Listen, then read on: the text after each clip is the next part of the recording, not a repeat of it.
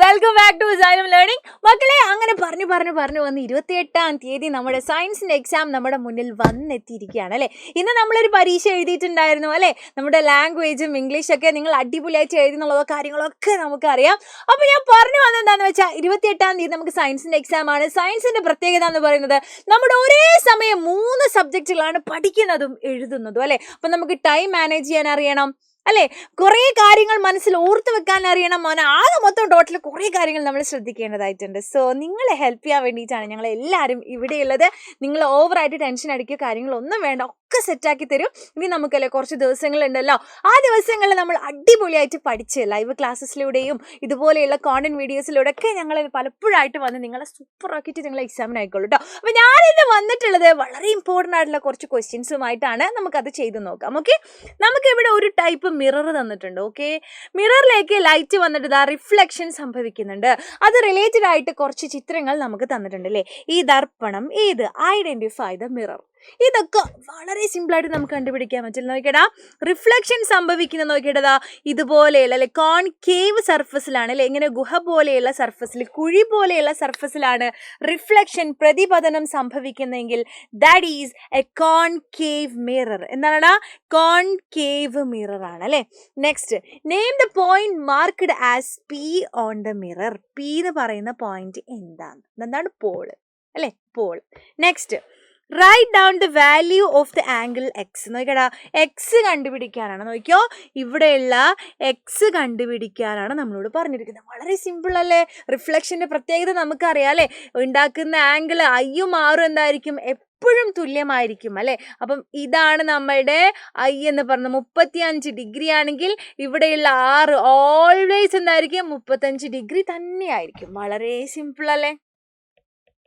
Next question നോക്കിയോ, ഏത് നിയമത്തിന്റെ അടിസ്ഥാനത്തിലാണ് നിങ്ങൾ ഇതൊക്കെ കണ്ടെത്തിയത്? ഇതാണ് ലോ ഓഫ് റിഫ്ലക്ഷൻ അല്ലെ. പ്രതിപതനത്തിന്റെ നിയമത്തിന്റെ അടിസ്ഥാനത്തിലാണ് ഇത് നമ്മൾ കണ്ടെത്തിയത്. എത്ര സിമ്പിളായിട്ട് നമുക്ക് മാർക്ക് കിട്ടിയത് അല്ലേ. അപ്പം ഇങ്ങനെയൊക്കെയാണ് ചോദിക്കട്ടോ. വളരെ സിമ്പിളായിട്ട് നിങ്ങൾക്ക് എഴുതാൻ പറ്റുന്നത് എനിക്ക് അറിയാം. ഓക്കെ, അങ്ങനെയാണെങ്കിൽ നമുക്ക് നമ്മളുടെ അടുത്ത വളരെ ഇമ്പോർട്ടൻ്റ് ആയിട്ടുള്ള ചോദ്യത്തിലോട്ട് പോവാം. ഒരു കോൺകേവ് മിററിൽ അതിൻ്റെ സിയില് നമ്മളൊരു വസ്തു വെച്ചിരിക്കുകയാണ്. ഓക്കെ, സിയില് അല്ലെ. ഇതാണ് നമ്മളുടെ കോൺകേവ് മിറർ അല്ലേ. ഇങ്ങനെ ഒരു വരക്ക് നമ്മൾ വരക്കൂ അല്ലേ. അപ്പൊ സി എന്ന് പറഞ്ഞാൽ എന്താണ്? അതിന്റെ സെന്റർ ഓഫ് കർവേച്ചറിൽ അല്ലേ. നമ്മളുടെ സെന്റർ ഓഫ് കർവേച്ചറിൽ എന്താണ്? നമ്മളൊരു ഒബ്ജക്റ്റ് വെച്ചിരിക്കുകയാണ്. ഒബ്ജക്റ്റ് വെച്ച് കഴിഞ്ഞാൽ എന്തൊക്കെയാണ് ഒബ്ജക്റ്റിന്റെ പ്രത്യേകത എന്ന് ഏത് നിങ്ങൾ പഠിച്ചിട്ടില്ലെങ്കിലും ഈ സിയിൽ വെച്ചാൽ എന്താണ് പ്രത്യേകത എന്നുള്ളത് പഠിച്ചിട്ട് വേണം നിങ്ങൾ പരീക്ഷയ്ക്ക് പോകാൻ. ഓക്കെ, അപ്പോൾ നമ്മൾ സിയിൽ എന്താണ്? വസ്തു വെച്ചിരിക്കുകയാണ്.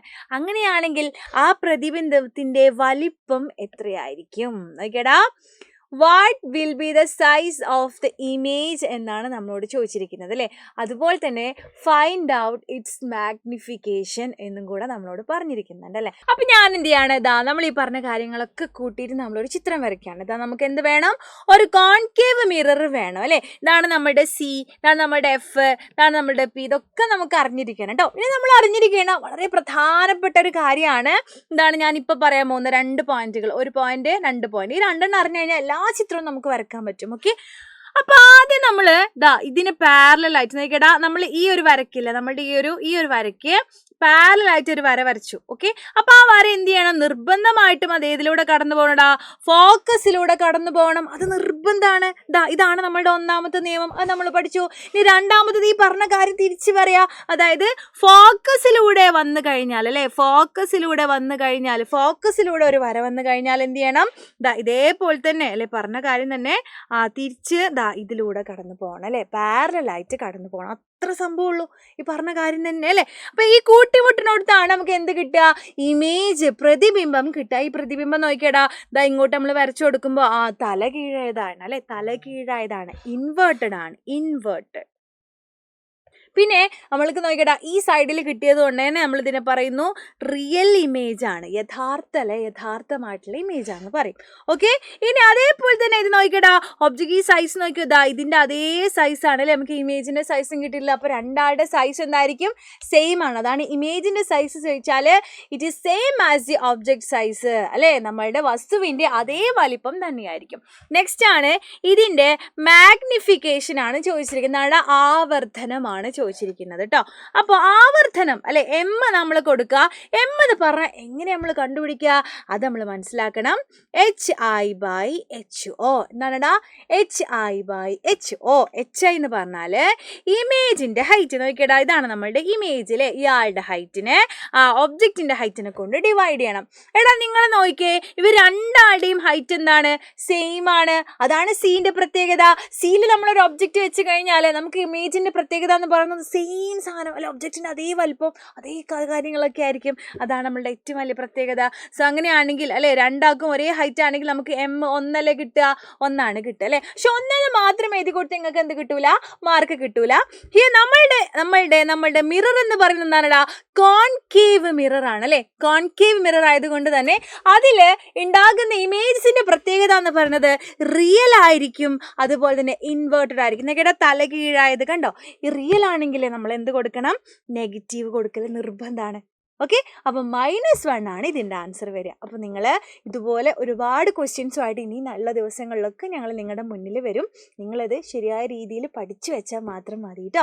ഓക്കെ, അങ്ങനെയാണെങ്കിൽ നിങ്ങൾക്ക് വേണ്ടി ഞാൻ ഇവിടെ ഒരു ക്വസ്റ്റ്യൻ കൊണ്ടുവന്നിട്ടുണ്ട്. അതിന് ആൻസർ തീർച്ചയായിട്ടും നിങ്ങൾ കമൻറ്റ് ചെയ്യണം. ഉറപ്പല്ലേ? ഹോംവർക്ക് ക്വസ്റ്റ്യൻ ആയിട്ട് നിങ്ങൾ നോക്കിയാൽ മതി കേട്ടോ.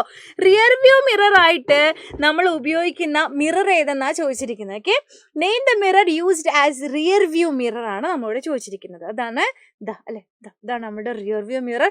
കോൺവെക്സ് മിറർ ആണ് നമ്മൾ ഉപയോഗിക്കുന്നത്. അപ്പോൾ നിങ്ങളുടെ ക്വസ്റ്റ്യൻ ഇതല്ല, നമ്മൾ റിയർ വ്യൂ മിററായിട്ട് ഇതിനെ ഉപയോഗിക്കുന്നുണ്ട് അല്ലേ. അങ്ങനെയാണെങ്കിൽ എന്തെല്ലാം കാര്യങ്ങളാണ് ആ ദർപ്പണത്തിൻ്റെ അപ്പോഴത്തെ സവിശേഷതകൾ എന്നാണ് ചോദിച്ചിരിക്കുന്നത്. Okay, features of the rear view mirror. Okay, വേഗം എന്ത് ചെയ്യണം? റിയർ വ്യൂ മിറർ അല്ല, അല്ലെങ്കിൽ കോൺവെക്സ് മിററിൻ്റെ ഫീച്ചേഴ്സ് നിങ്ങൾ എഴുതിയാൽ മതി കേട്ടോ. അപ്പോൾ ഇതിന് രണ്ടെണ്ണെങ്കിലും നിങ്ങൾ തീർച്ചയായിട്ടും കമൻ്റായിട്ട് അറിയിക്കണം. ഞാൻ നോക്കും നിങ്ങൾക്ക് അറിയുന്നുണ്ടോന്ന് കേട്ടോ. അപ്പോൾ നമുക്ക് അടുത്ത വീഡിയോയിൽ കാണാം. Bye, thank you so much.